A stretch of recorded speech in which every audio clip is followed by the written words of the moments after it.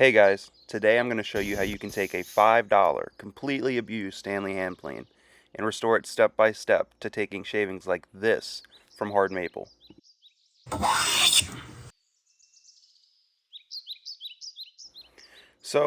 This is an older video. I've had this saved for a long time and I'm just recording the voiceover now. But basically, I found this thing at a thrift store. It was completely abused. And the only reason I really picked it up was because my girlfriend said it was trash and I thought I could fix it. Ultimately, I ended up giving it to her father for a Christmas present. So we're going to start off by lubricating everything that we can.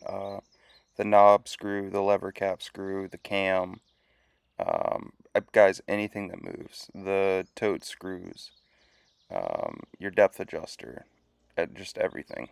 Because you need them to move, and the way they are now, they're not going to move. This thing's nearly 100 years old, and some parts are going to come off easy, like this front knob. It's got, it's dry as a bone, and an example of it being a wartime plane, as you can see, it doesn't have a brass barrel nut. It's going to be really important that you take your time here.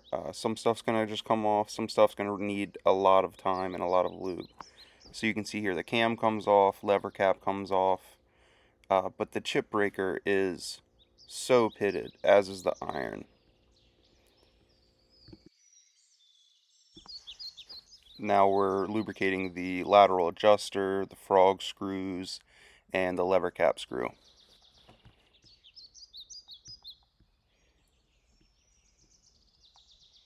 That lateral adjuster is stiff. He does not want to move, so I'm just trying to work the WD-40 underneath of it a little bit, and then I'm going to give it some more time to sit. The lever cap screw came off just fine. The frog screws came out just fine after letting them sit for a little while. That was a big relief.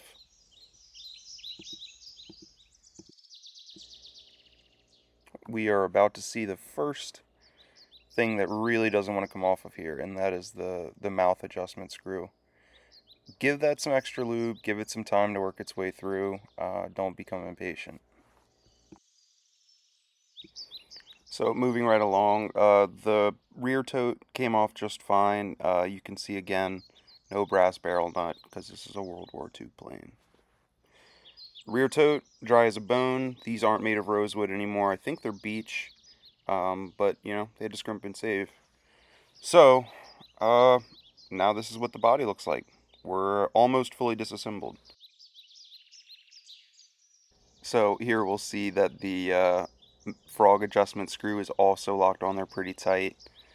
We're going to give that some more lube and some time. Taking off the depth adjuster. This is interesting. On the World War II planes, they actually had a rubber adjuster because the brass was in short supply.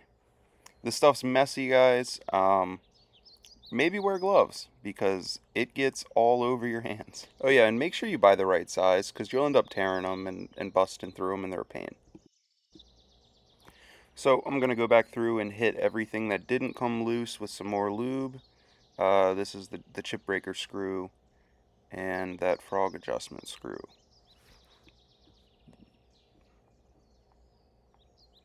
Give it some time, be patient, just like me, and eventually, look at that. Boom, it worked out.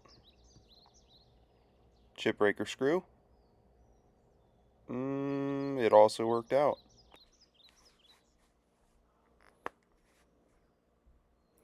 So I think something popped in my elbow here. Remember I talked about patience? Well, you can only be so patient. So I eventually grabbed a nicer flathead and used a wrench, and it came right out. So sometimes you just need to use a little extra torque. And here I'm just scrubbing the whole body with a steel brush, and it makes a slurry and a mess. I wish I put something down on my workbench, like a paper bag, or maybe a piece of plywood or something else that's not my workbench. But we're just working across everything, trying to loosen up all the rust that we can using WD-40 as a lubricant. This will keep the metal particles out of the air. They'll be trapped in the WD-40, and because this stuff's not really good for your lungs to breathe.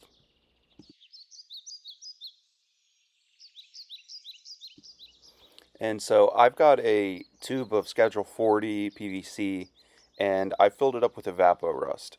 I've kind of moved away from using Evapo-Rust.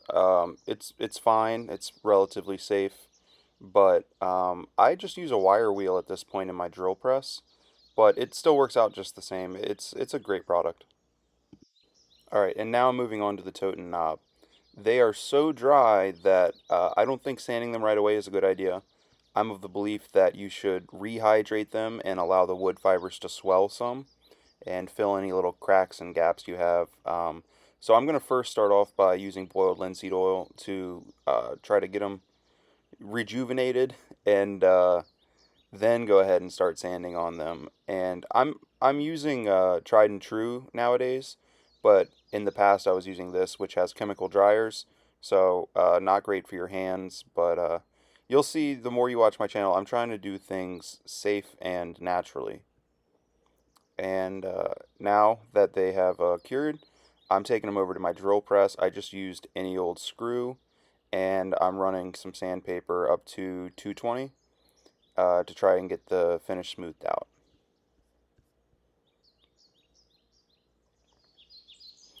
Rehydrating again here with boiled linseed oil, and they're already looking much, much better. Obviously, don't try to use the screw trick in the drill press for the tote. I don't think it would work out too well. Just go ahead and hand sand it. Again, more boiled linseed oil, but wear gloves if you're going to use the ones with chemical dryers. Alright, now that all the metal parts have sat in Evapor-Rust for a day or two, you've got to rinse them off with water. So I've just got a little bucket and some long pliers and a magnet to help grab everything out of the PVC.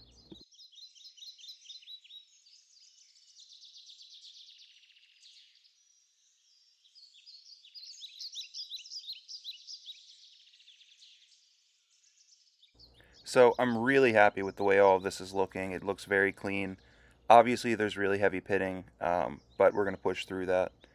One thing you want to do is you don't want to leave this bare metal exposed. You probably want to wipe it down with either 3-in-1 oil or a paste wax so that it doesn't flash rust.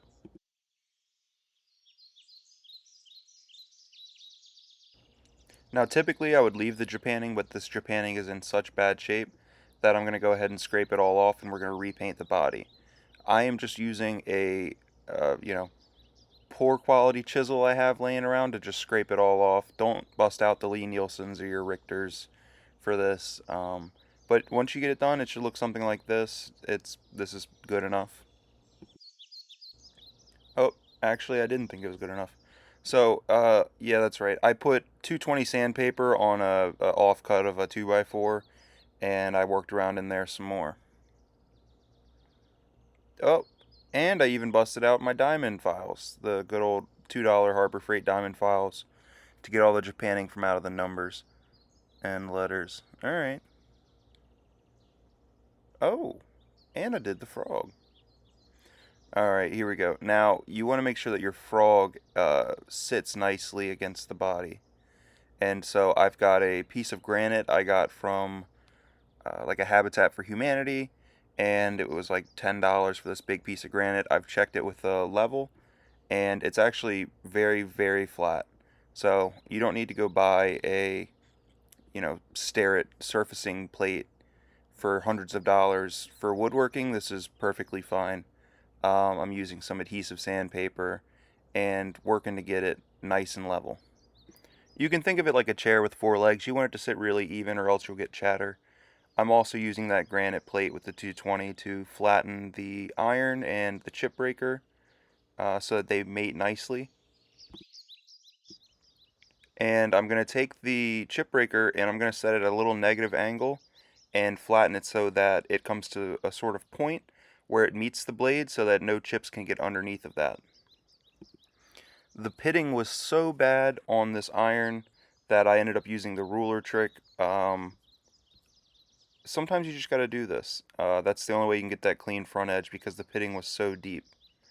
But if you can avoid it because you have to do it every time you sharpen it now. Now I've got all of my surfaces I've sanded flat, taped up, all my screws taped up, sides of the body, and just use a razor blade to trim it. Alright, now on to painting. I didn't do it here, but I definitely recommend using a etching sandable primer on this. I just used a rim paint that's like a graphite, and it turned out really great, but in the future I've been using a self-etching primer and sanding, and it gives a really nice result. But so here we can see how it looks. It's beautiful. Guys, I love this metallic. Um, I even painted in on the Stanley on the lever cap. So here's some befores and afters. And I set it on my big shop fan to help dry.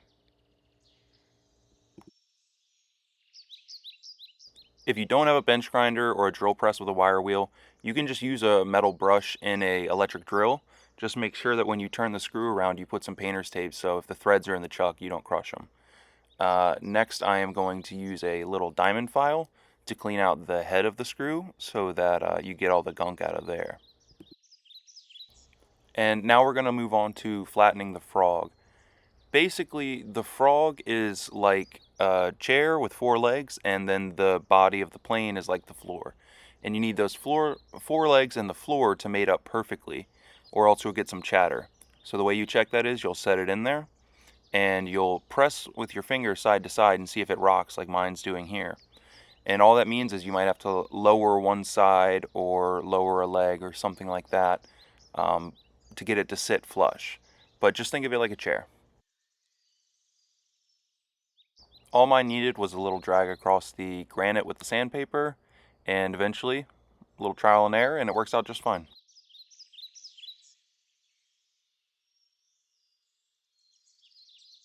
So this little frog adjustment screw is how you adjust the mouth. Basically, if you're doing like really nice smoothing, you want your mouth very tight. It helps reduce tear out. Um, so forward will close your mouth, and if you're doing something like scrub planing, you want to pull it back.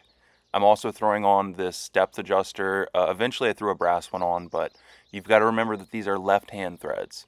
So clockwise brings it off. Counterclockwise, it's a little tricky, but you'll figure it out. Just don't get confused. If you need to take it off of there, you can also grind like a flathead into the end of that screw because there's nowhere to grab onto it.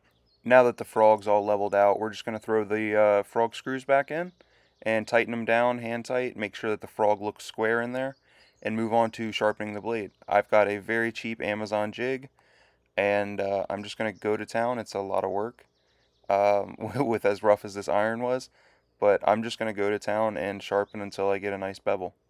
Now you want to shoot for around 25 degrees here, but it's not that important. Like 27 degrees works just fine. 23 degrees works just fine. So now is the part that's really exciting. All of the hard work is done. You just get to start putting stuff back together, like putting the knob back on, rebuilding the plane, and you're really close to getting to enjoy your plane that's going to last you the rest of your life if you take care of it at this point.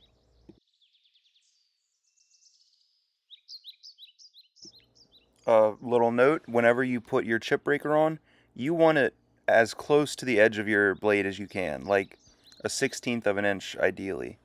And that's just going to help you not get so much tear out. Throw back in your lever cap screw and oh, oh. All right, remember I said all the hard work was done? When you're done with this, all the hard work's done. We're going to level out the sole here on our really cheap granite plate, and that takes a little bit of elbow grease, but you want to do it once you have everything under tension. So you want to have it fully assembled and then go ahead and level it. That's the last hard part. And once you get like a nice even shine across the bottom, you know that you're nice and flat. The plane's going to be great. Here's the plane. It's pretty much done. I think it looks really good. Before I go ahead and test it out, I'm going to do one final sharpening on my diamond plate setup. There's a lot of really good videos on sharpening from James Wright and Rex Kruger.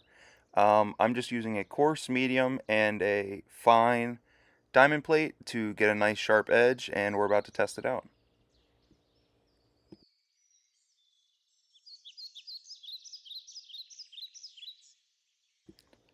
So the tension on your cam is going to be adjusted by that lever cap screw. And you want it to have just about the amount of tension that it takes to crush like a nice firm grape. And that's going to hold everything in there nicely. Here we go. This is some rock maple. And it takes beautiful, beautiful shavings. And it sounds pretty good too. Alright guys, that's going to wrap it up. I think it's totally worth the time that it took to restore this plane, and for $5 you really can't beat it.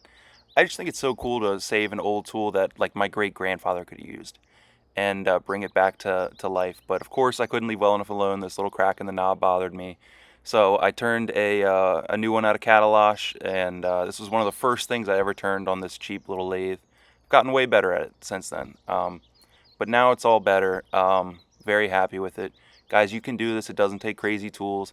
If you liked this video, I've got a lot more cool stuff coming down the line, stuff like this that'll be way better. And since I'm a new channel, it would mean the world to me if you would just like, comment, or subscribe.